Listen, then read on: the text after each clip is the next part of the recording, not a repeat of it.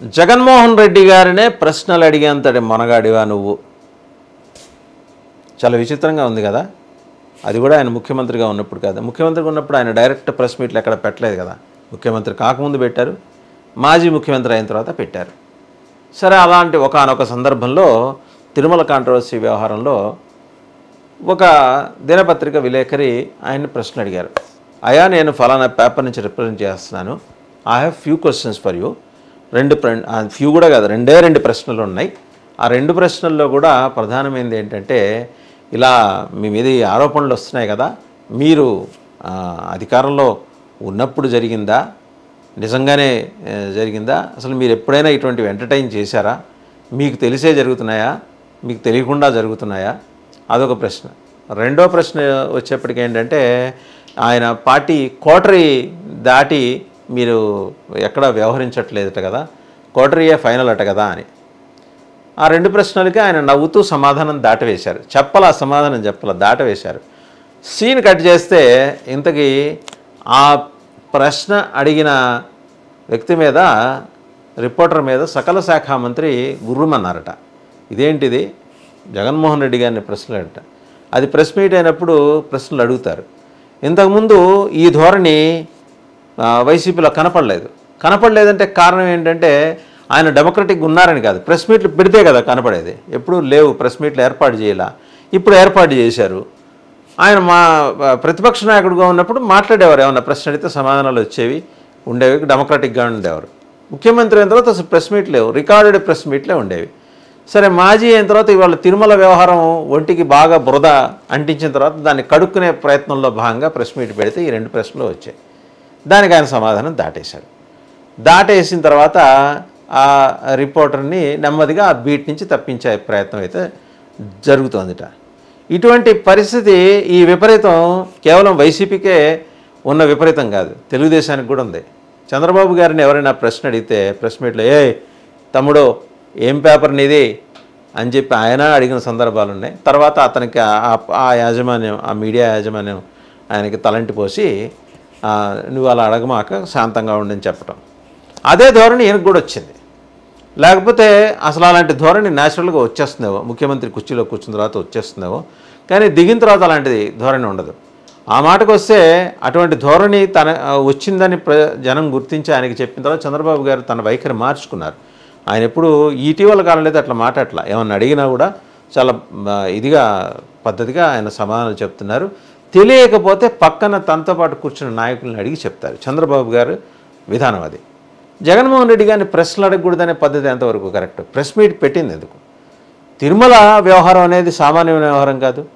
లడ్డూలో వాడిన నెయ్యి కల్తీ జరిగింది, దాంట్లో యానిమల్ ఫ్యాట్ ఉంది అనే అంశం ప్రస్తావనకు వచ్చిన తర్వాత ప్రపంచం మొత్తం చూస్తున్నప్పుడు మీరు ఎంత బాధ్యతగా మీరు సమాధానం ఇవ్వాలి?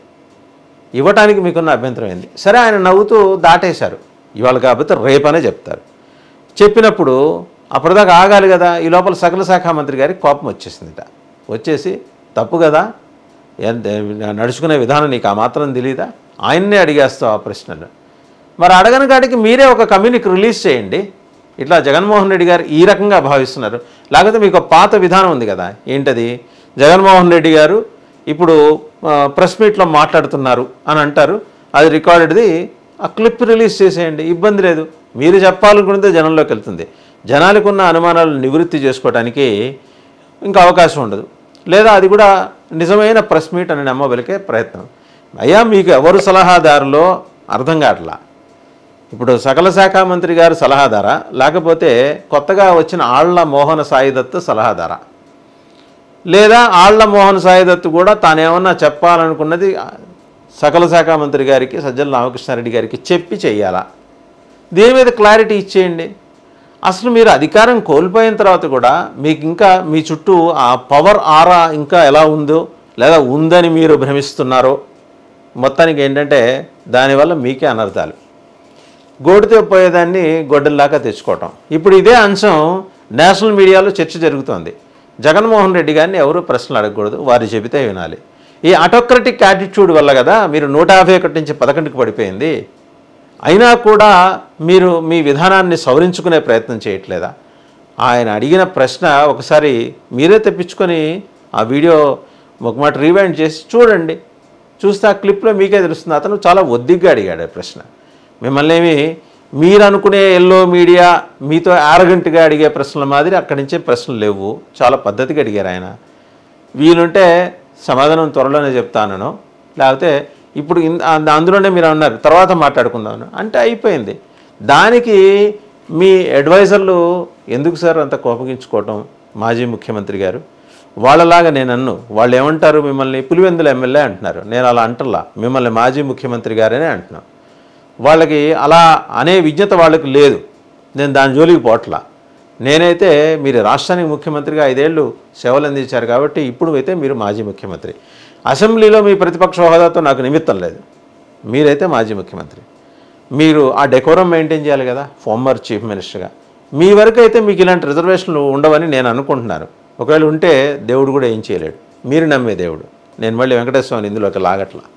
సరే, ఆ అంశం పక్కన పెడదాం. ఇలా మీకు నచ్చిన లేకపోతే మీరు ఎంపిక చేసుకున్న వాళ్ళతోనే మాట్లాడి మిగిలిన వాళ్ళందరికీ ఎందుకు దూరం అవుతున్నారో అర్థం కావట్లేదు. లేదా అలా దూరం అయితే కానీ మిమ్మల్ని ప్రపంచం గుర్తించదని మీ అడ్వైజర్లు మీకు ఏమైనా చెప్తున్నారా? ఇప్పుడు ఇలాంటి చిన్న చిన్న పొరపాట్లే. అధికారంలో లేనప్పుడు కూడా మిమ్మల్ని చేరుకోవటం అనేది 7 ద్వారాలు దాటి విష్ణుమూర్తిని దర్శించుకోవటం లాంటి ఒక పిచ్చి ప్రయత్నం అనే మాట బయట వినిపిస్తోంది. మీరు విపక్షంలో ఉన్నారు. మీడియాతో మాట్లాడటానికి మీరు సంకోచాలు వదిలిపెట్టండి. ఆఫ్ రికార్డ్ కాన్వర్జేషన్స్ ఉంటాయి. చాలామంది ముఖ్యమంత్రిగా బాధ్యతల నుంచి వైదొలిగిన తర్వాత చంద్రబాబు గారు ఎన్ని రకాల ఆఫ్ రికార్డ్ కాన్వర్జేషన్స్ చేశారు, ఎంతమంది మీడియా పర్సనాలిటీస్ తోటి మాట్లాడారు. ఆయన దగ్గర నుంచి చూసి నేర్చుకోవాల్సింది అది. అంటే మీడియా వాళ్ళందరూ వచ్చి ఆయనకి జ్ఞానభిక్ష ఏం ప్రసాదించలా. ఆయనకే కొన్ని డౌట్స్ ఉన్నప్పుడు అందరితోనూ ఇంటరాక్ట్ అయ్యారు.